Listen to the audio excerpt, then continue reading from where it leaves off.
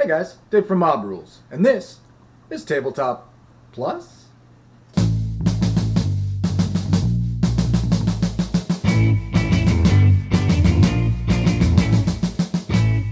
Today on Tabletop Plus, I'm going to be talking about the basic tools everyone should have in their hobby toolkit.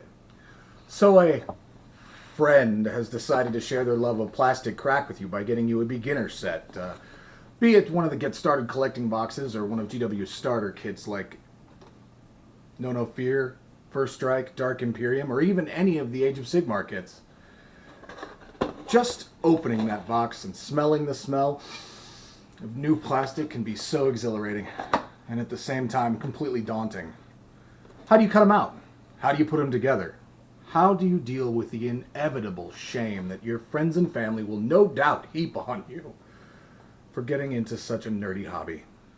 Well, I can't help you with that last part, but I do recommend hiding them in a secret spot. Kind of like how you used to steal magazines from your dad and hide them in between your mattresses. That ought to do the trick. But anyway, I'm getting off track.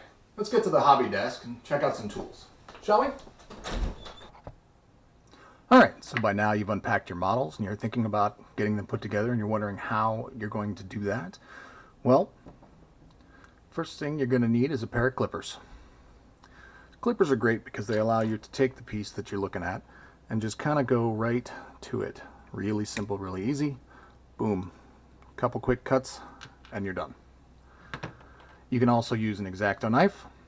X-Actos are something that's you really need to find one that actually fits well in your hand, in my opinion. This is my favorite. It was literally like $4 at Walmart. Came in a giant kit with a bunch of extra blades that I'll never possibly use because I don't do woodworking.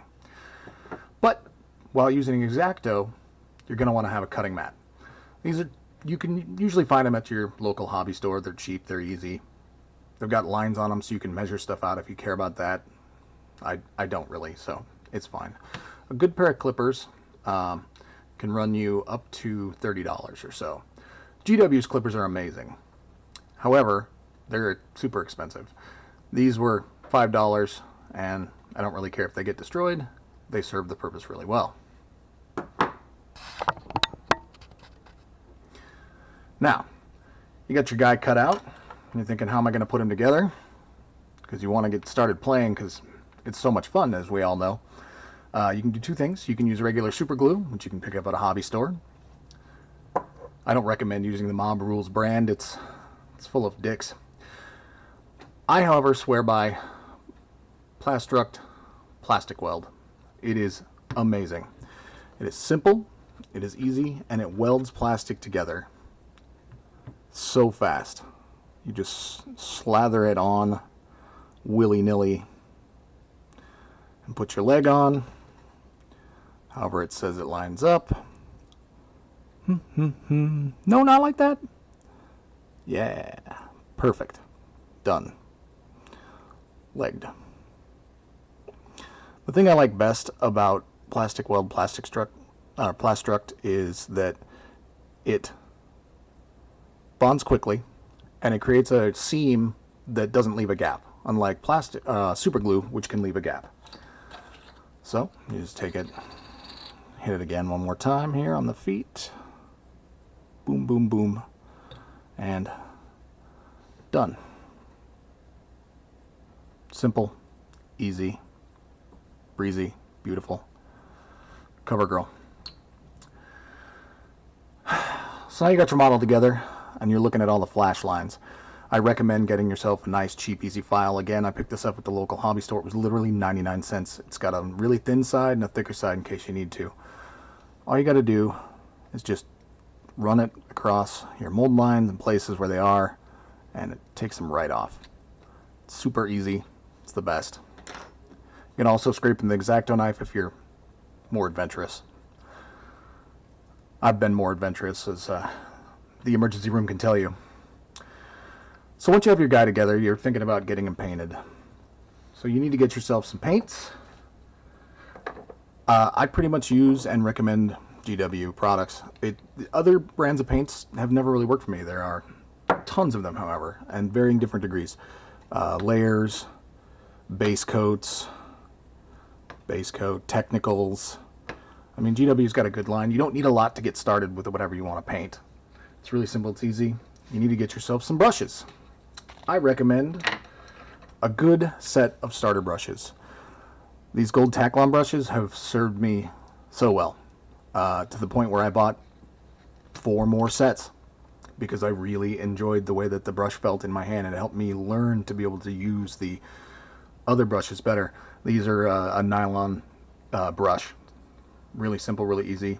And they were $3.99 for a 3-pack of different sizes. So if I ruin one, not exactly too worried about it, as opposed to as if I'd gone out and got myself a big fancy box, a set like a Winsor Newton Series 7 that's $70 or something like that.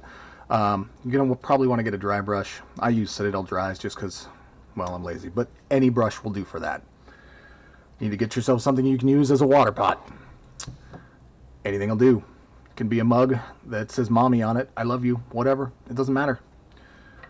I like to use this. It's a nice plastic cup, and I can feel free to leave paint in it forever because I don't care if it gets ruined. So there you go.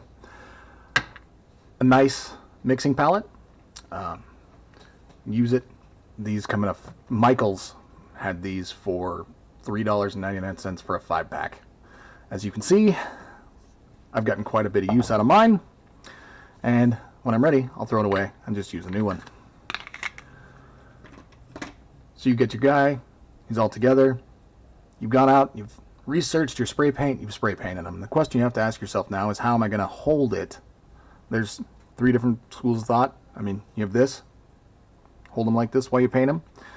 It works. I've been doing it for many, many years.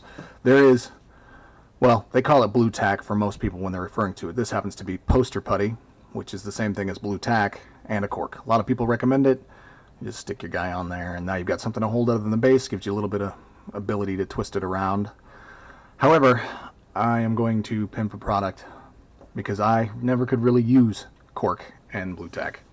So I am going to pimp GW's painting handle. Now, anybody that knows me knows that I love the painting handle. It's $8. 100% worth it. I'd show you my collection of handles right now, but I don't want to brag too much. You know, it's pretty big. Ladies come over to see it. You know how it is.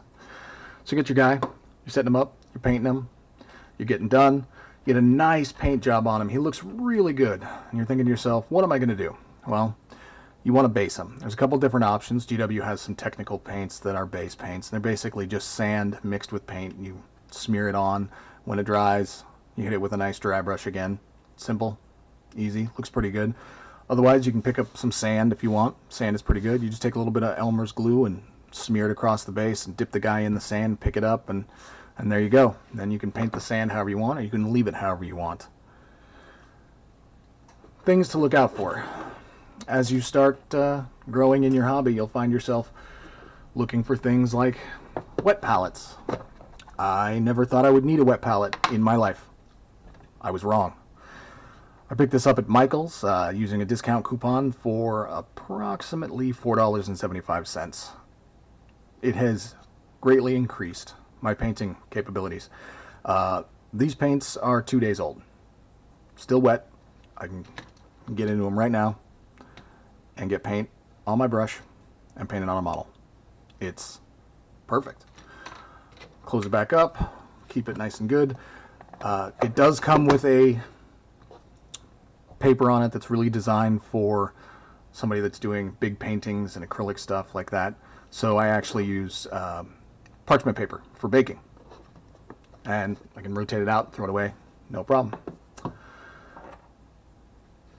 Pin vise and drill bit. If you want to make sure that the internet doesn't ridicule you mercilessly, you'll end up with one of these one day to drill your bolter holes. Ladies and gentlemen, do or do not. It really isn't going to matter to me. But having one of these to drill the bolter holes and then putting up a gloriously painted model for your army onto a Facebook page and having somebody say, well, why didn't you drill the bolter holes? Just crushes you. Takes it right out of you. Let's get one of these. Citadel has a set. I have no idea how much it is. I don't use that. I got this at a now defunct hobby store while on clearance. It's amazing. Those are the basic things you're going to end up needing, as well as a few advanced things later on down the road when you start getting more and more into things. Eventually, after you bought a couple rounds of paint and done a couple other things, and you end up with a box that looks like this to hold all your paint. And just so we're clear, it'll never be enough to hold all your paint. So, thanks for watching. I've been Dave from Mob Rules. Like, subscribe, follow us on Twitter. You can follow me, Dave, at AlphaDevilNAK. You can follow John at Mob Rules John, or you can follow Ted if you want to see really, really good paint jobs and also some awesome conversions. Man, he's good. He is at BC4D on Twitter. Otherwise, you'll see us on Facebook. Thanks. Have a great day.